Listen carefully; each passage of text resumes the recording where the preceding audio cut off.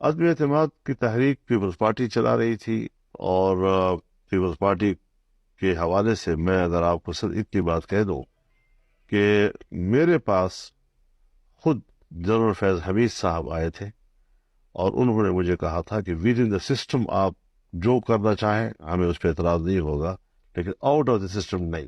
تو with in the system سے مراد تو پھر نو کانفیڈنس ہے اسمبلی کے اندر اسمبلیوں کے اندر۔ تو میں نے انکار کر دیا تھا اس سے۔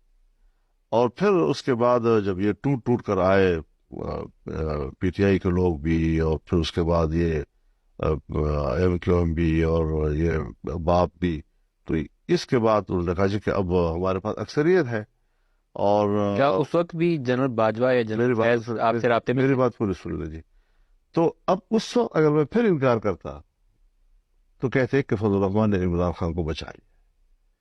تو وہ چیزیں تھی کہ میں صرف اس لیے آپ کے سامنے ذکر کرنا چاہتا ہوں کہ تاریخ کے اوراق پر حقائق تو کسی وقت تو آئے نہیں۔ کیا اس وقت جنرل باجوہ اور جنرل فیض آپ سے رابطے میں تھے جب یہ لوگ ٹوٹ کے پی ٹی آئی سے اور ایم کیو ایم اور باپ پارٹی حضرت وہ بالکل رابطے میں تھے، اور ان کی موجودگی میں سب کو بلایا گیا، اور سب کے سامنے ان سے کہا گیا کہ آپ نے یہ اس طرح کرنا ہے اور اس طرح کرنا ہے۔